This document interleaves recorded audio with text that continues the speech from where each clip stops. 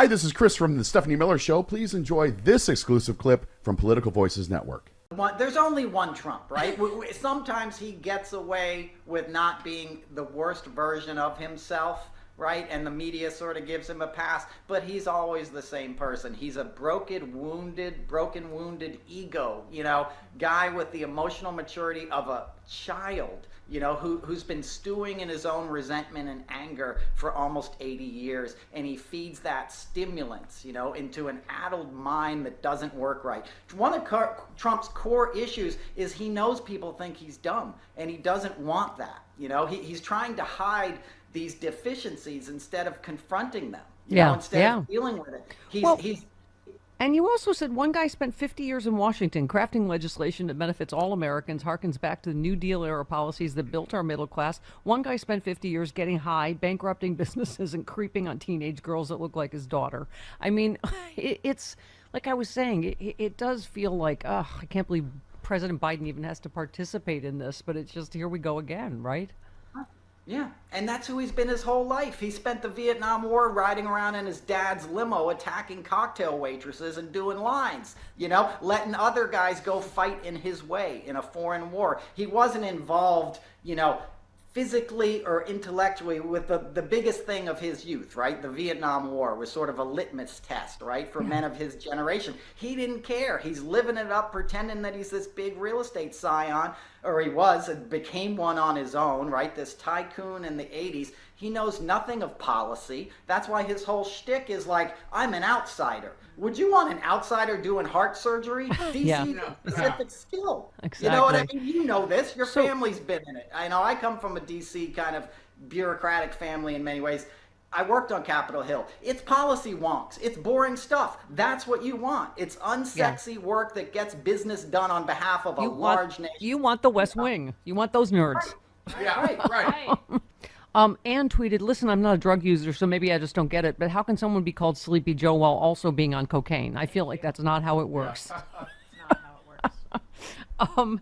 Yeah, I mean, and even on Fox News sometimes, I love this one. Fox News' Bill reporter, concedes the border crossings have dropped significantly since Biden's executive order, which is basically all he can do since Trump blocked the bipartisan immigration bill, right?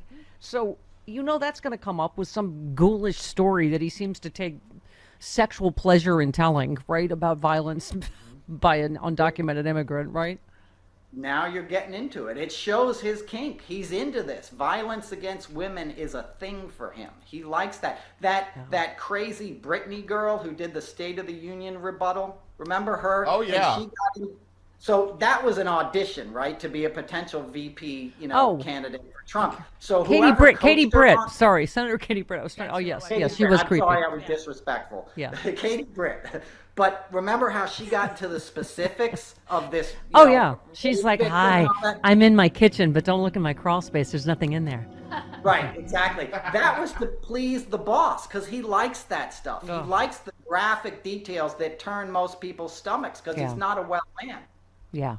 I mean, one thing, just in terms of basic facts about the economy, for instance, I think it was Joe Scarborough said, he was calling out Trump claiming the U.S. economy reached historic heights during his tenure. He said, it's galling. It's been galling to me for some time. Trump repeats something enough that everybody believes is true. Even people in the media talk about how great the economy was under Trump when you go back before the pandemic. If you don't count, the economy was the best ever. No, it wasn't. It wasn't even close. I know a lot of people hate numbers. They hate facts. I understand a lot of people in Trump land, they're snowflakes, and it's their feelings that matter.